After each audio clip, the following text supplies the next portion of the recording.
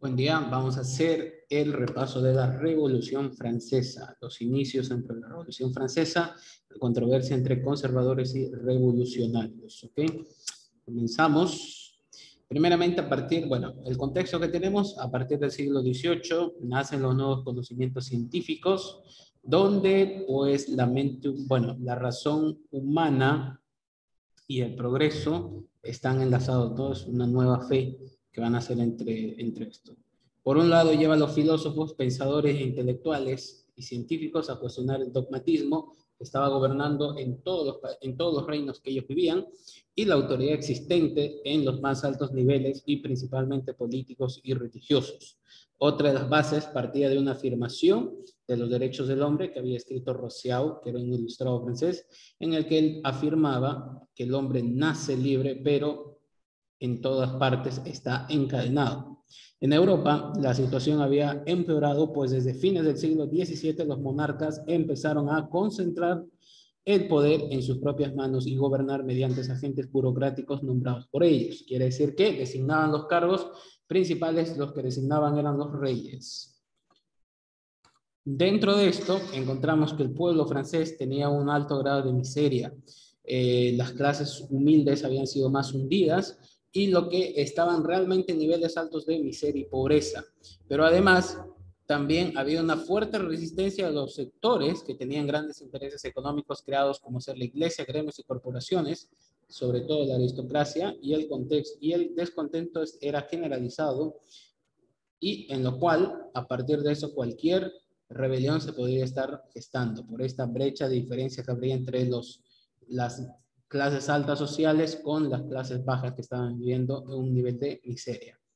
Por ejemplo, la liberación de América del Norte de 1776, la independencia de Estados Unidos, fue inspiración para los rebeldes en Francia, cuyas tropas habían peleado en el lado de los independistas de la guerra en el proceso revolucionario francés, el cual es el suceso más importante dentro del panorama político europeo que estaba convulsionado en el siglo XVIII. Algunos historiadores van a presentar a la Revolución Francesa como una gran gesta, mientras que otros lo van a presentar como un hecho perjudicial y hasta innecesario para Francia y la cultura occidental. Dentro de esto, tenemos acá la vida política en el antiguo régimen monárquico francés. Primeramente, antes de 1789, un rey europeo tenía poder omnímodo, incluido en Francia, el cual este rey era amo y señor de todos los súbditos, incluso de sus vidas, que no tenían ningún derecho, pero sí el deber de obedecer al rey. Este rey dirigía la justicia y la administraba, pues esta dictaba en su nombre y por funcionarios que él designaba. Prácticamente la justicia era manejada por el rey. Se juzgaba en secreto y se usaba el tormento para lograr confesiones aplicando unas penas bárbaras, ¿no? Incluso la guillotina. En síntesis, no existía ningún tipo de libertad. Y en la vida social tenemos estas tres clases del Estado francés. El primero, el clero, que era la cual estaba conformada por 120,000 monjes, recibía los diezmos de los fieles y poseía grandes propiedades, la cuarta parte de Francia.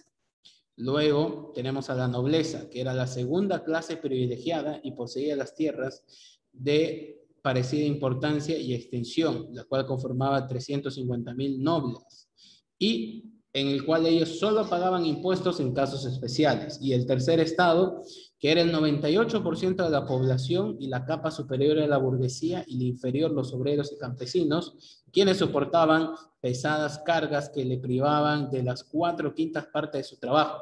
Debían pagar impuestos al Estado y el diezmo a la iglesia y otros derechos al señor feudal, ¿no? O sea, la nobleza vivía de este tercer estado porque le pagaban por el uso de las tierras. Todo esto lleva a consecuencia la Revolución Francesa, las arbitrariedades y abusos del antiguo régimen, junto con la Ilustración y el carácter débil de Luis XVI, juntamente con la grave situación financiera de Francia. Por eso surgen los estados generales. En 1788, esta grave situación obliga a Luis XVI a convocar a los estados generales, el cual era una asamblea formada por representantes del clero, la nobleza y el tercer estado, exigida también por el pueblo y accediendo a celebrar elecciones nacionales en 1788, pero recién se reunieron en Versalles el 5 de mayo de 1789, en la cual la va a presidir Emmanuel Seyes y el conde de Mirebeau, donde constituyen la Asamblea Nacional del 17 de junio, comprometiéndose a disolver que no se van a disolverse hasta que hayan redactado una constitución para Francia, ¿no?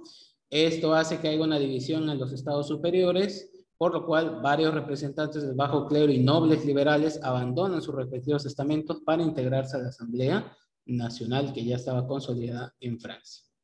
Tenemos la actividad del tema y esto sería el repaso, que es más una introducción. Ya la próxima clase vamos a ver cómo se desarrolla la Revolución Francesa y también lo que es el tema de la Constitución.